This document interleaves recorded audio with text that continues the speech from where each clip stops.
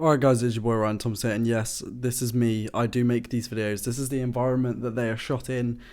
I am real. Thank you for this comment. And yes, I'm spotty little teenager. That's why I don't show my face in most of the videos. Let's get started with this comparison. So let's start off by talking about the price and comparing the price. So the Google Pixel starts at $599, which is roughly £600. The OnePlus 3 currently starts at about $329, which is near enough £330. So you're almost getting a phone at half the cost of the other, with the OnePlus 3 being half the cost of the Pixel. Almost, obviously not exact. So you could be aiming at the same market and also at different markets. Obviously the ones who want to pay more, the ones who want to pay less. But then also these specs are fairly similar and they're both very high-end smartphones. So we'll just take a deeper look at comparing them. So let's start off with the build quality and the feel in the hand. Both of these phones feel really good in the hand. I prefer the feel in the hand of the OnePlus 3 because it's got more sharp edges and a little bit of a curved back, so it's a little bit more ergonomic in my opinion, and it's not too big. With the Pixel, you're getting also a not too big phone, not too small as well. It's slightly bigger in terms of its thickness and is more of a rounded edges and flat back, so a little bit less ergonomic in my opinion, but it may vary for different people. And it's more like a wedge. It's slightly thicker at the top than it is at the bottom. So for screens, you're getting a 5.5-inch 1080p AMOLED display on the OnePlus 3, and on the Pixel you're getting a 5-inch 1080p AMOLED display.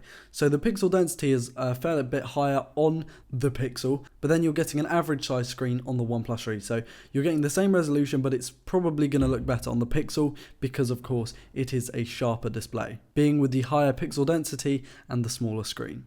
For content consumption, I actually prefer the OnePlus 3. Okay, it's not as sharp, and in VR it's not going to be as good either because of its lower pixel density, but overall I do prefer the OnePlus 3 because it's got a bigger screen, and I think bigger screens do come into this when you're talking about consuming media. In regards to the performance, they are both running fairly high-end CPUs, with the Snapdragon 820 in the OnePlus 3 with 6GB of RAM, and then stepping up to the Snapdragon 821, which is a slightly beefed up version of it, in the Pixel, but only 4GB of RAM. Now when I say only, 4GB of RAM is still a fair amount of RAM for a phone, so I wouldn't be complaining there. With RAM you're not going to see much of an improvement, but I definitely saw a little bit of a speed increase when going to the Pixel. I think this is probably down to software, but hardware could be in with it as well because of course this is a slightly faster CPU. Now the OnePlus 3 does come in a 64GB model and the 64GB model only, whereas the Pixel actually comes in 32 and 128, so two different extremes either side of the 64 gigs you will get with the OnePlus 3. For cameras, you're going with two great cameras, but I think the Pixel just wins it here.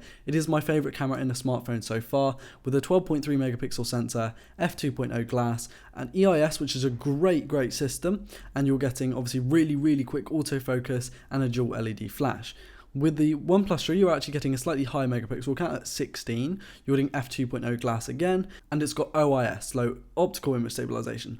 And where you think OIS would win on this, I actually prefer the EIS of the Pixel, so this goes to the Pixel. In terms of video, they can both shoot UHD at 30 FPS, but when it comes to fast frame rates, you're actually going to go with the Pixel for this because that can shoot 240 FPS at 720p, whereas the OnePlus 3 can only shoot 120 FPS at 720p, so half the frame rate. In terms of their front cameras, you're both getting 8 megapixel sensors, you're getting the same sized sensors as well as 1/3.2 inches, and you're also getting f2.4 glass on the Pixel and f2.0 glass on the OnePlus 3. Now both of these cameras really did perform well. I do prefer the Pixel. I didn't do a hands-on comparison between these two because I didn't actually have them at the same time, but I can tell you that I think I prefer the Pixel for the camera.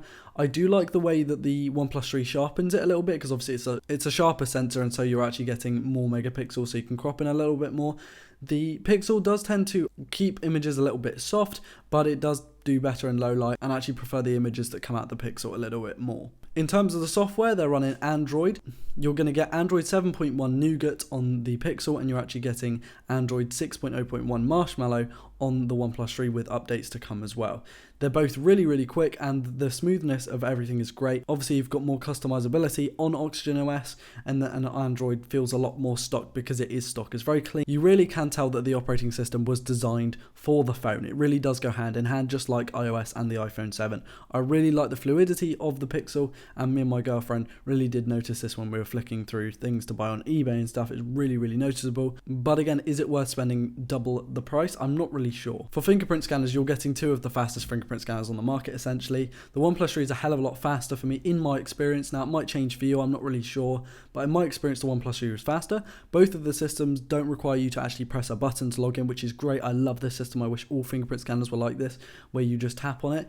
You don't actually have to press a button, which is awesome. Now, the OnePlus 3 has its fingerprint scanner on the front, which is a more common place to have it, and the Pixel does have it on the back, which is a place I actually prefer. Now, this is obviously going to be annoying if your phone is on a table and you want to use it on a table because you have to kind of turn it over to get the fingerprint scanner to work, but you could always log in with buttons and PIN codes anyway, so I'm not really sure. It's up to you. It's down to preference. I do prefer the fingerprint scanner on the OnePlus 3 though. Now, you're getting Type-C on both of these phones at the bottom, but there's a huge difference, a very big difference.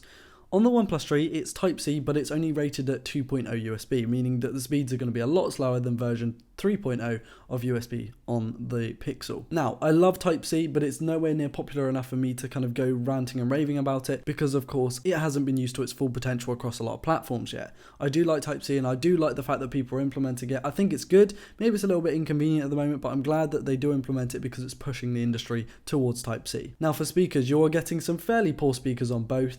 They are bottom palm-facing speakers, which are a bit annoying, but then again, most phones are like that nowadays, so you can't really complain. What would have been cool is if they could have used the cool speaker on the front as a secondary speaker to create almost a stereo effect. Obviously, the iPhone 7 does this, so I thought maybe this could have been implemented in these two Android devices. Unfortunately, they're not, but they will do. The speakers get fairly loud without that much distortion, but again, nothing like, you know, the Nexus 6 or the 6P or the HTC One M8, which had stereo front-firing speakers. Now, they both have their versions of fast charging. Obviously, the Pixel is rated at a much faster charge. Both of these I found charge fairly quickly, but I'm never really in a position to have to charge my phone quickly. I charge mine every single night without fail, so I don't really have a use case for this. If you guys really want a fast charge, then check out all the specifications online and stuff. They both charge quickly in my opinion, and the battery life on both is fairly good as well. The OnePlus 3's had a few updates, and obviously with both of these being AMOLED displays, you can set the background to black and all the buttons to black and stuff, and it means you're not actually going to light those pixels, and therefore saving battery life. Now in the OnePlus 3, you're getting a slightly bigger battery at 3000 mAh versus 2770 on the Pixel. I actually found that the Pixel ran for a longer time than the OnePlus 3, and I think that's due to software instead of hardware. Again, both have fairly small to medium-sized batteries, not huge ones like the 4000, 5000 mAh we find on off-brand phones, but they are definitely good considering the actual footprint of the phone in your hand. You're not having a huge phone considering the batteries are fairly big. Now for the colours, the OnePlus 3 came in a graphite and a soft gold, and the Pixel comes in a quite black, very silver and really blue. Fairly self-explanatory, although in the UK I can only seem to order quite black and very silver at the moment. The blue isn't really available, which is annoying. Now the overall user experience. Both of these ran games really well, they ran the OSs really well, they're very smooth, they're very, very pretty phones, and phones have got to the point now where I think they just look gorgeous. My favourite phones are like glass on the front and the back, so neither of these two really have that. Obviously the Pixel does have a bit of a glass portion at the back, but you don't have a full glass back phone, and that was kind of annoying to me as someone who loves fully glass phones. Again, I'm fairly careful with my phones, but both of these phones look good, they feel good, they are great phones if you want something that's, you know, quick, you want something that's got really good camera, really good display, very up to date, very quick. Again, I'm basically sounding like a broken record right now for all the phones. They're all as good as each other, and I will be going back to reviewing older phones which had a little bit more character. Obviously these phones are cool, but I actually prefer the older phones because there was something different about them. These new phones are great, and obviously one of them is half the price of the other, so you couldn't really recommend the Pixel over the OnePlus 3 for value really. The Pixel I love, and if you have loads and loads of money, if you have any, you know, an unlimited budget to spend on a phone, I would go with the Pixel. It's fluid, it's quick, the camera is the best I've ever used, or at least seems to be the best I've ever used. Maybe it's just coincidence, maybe I was in the right place at the right time, but my god, did that thing perform.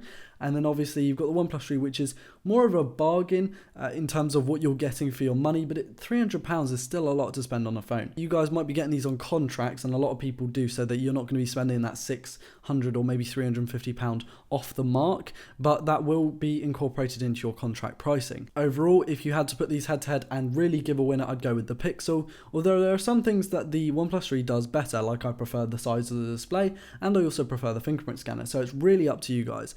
Either way, you're going to be getting an amazing phone. Check out the individual reviews I did for these phones on my channel, and you'll also be finding other comparisons and stuff as well. If you're new, please drop a like, please subscribe, please drop a comment, and give me ideas of older phones maybe you want to see. I haven't done the G4 yet, I haven't done any of the older Sonys yet, so please let me know. And guys, I will upload everything I can to the other channel. I'm a student, so at the moment, you know, things are going a little bit pear-shaped. I've really got to try and keep on top of things, but I will be hopefully uploading twice a week on here and try to upload when I can on the other channels. There will be slight changes to the other channels. Obviously, I'm going to upload my unboxings on there because I don't think the unboxings are quite relevant on this channel yet. But anyway, there might be a new face on the channel as well. So thanks for watching, guys. Hopefully you've enjoyed, and I will see you in the next video. Have a good week. Peace.